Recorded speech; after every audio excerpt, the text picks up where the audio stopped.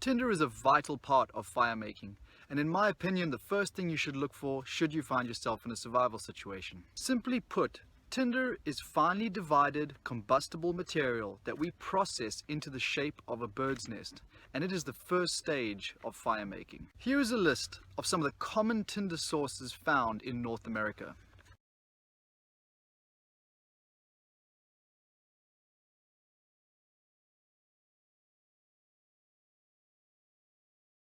The characteristics we look for when searching for tinder in the wild are as follows. The material should be dry and dead. Do not harvest anything that is live or green, as it likely contains moisture. It should be lightweight when picked up. It should be thin. However, this often takes processing to create. And finally, number 4, it should be fluffy or fuzzy. This characteristic is very important if using a spark ignition method such as a ferro rod, however not quite as important if using an ember from a bow drill. In this video I will make tinder with both dry grass and tree bark. Let's start with tree bark. This is a dead standing incense cedar tree. The outer bark layer is good, however the inner bark layer is by far superior for making tinder. Here's a quick example of good outer bark for tinder. To get to the inner bark layer of my cedar, I'm going to strip off the outer bark layer using my knife. The inner bark is usually a different color to the outer bark. As you can see here, the inner bark is a lighter brown color, where the outer bark is more reddish.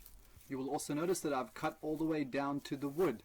And this inner bark layer is the layer between the wood and the outer bark layer, and that's what we want.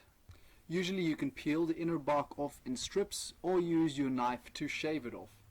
As you can see here, I have a bundle that I've removed from the cedar and I'm ready to start processing. To do this, roll it in your hand in a linear motion or even in a circular motion. The aim of the game is to break down the bark into the smallest possible fibers. This increases the surface area required for ignition by spark or an ember. After processing all the fibers, you can then shape your bundle into a bird's nest and it's ready for fire making. Dead grass is a great tinder source. It's very easy to harvest and usually grows in very large patches. Always ensure that the grass you harvest is dry. Moisture in the soil and from morning dew is often absorbed by the grass, and therefore look out for an area that's exposed to sunlight, and usually harvesting at around midday is your best bet. When gathering the grass, I recommend using your blade to cut the grass off at the bottom of the stem. If you simply pull it out and remove the roots, they almost always contain moisture and could contaminate your tinder bundle. After harvesting your grass, it's time for processing.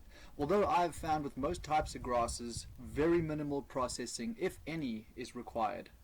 Grab the bundle with both hands and fold it over into a V. This is an easy way to form a bird's nest. I've also tied up the bottom of my tinder bundle with some bark cordage to stop it from unraveling. Please tune in to the next lesson, how to make fire with a ferro rod.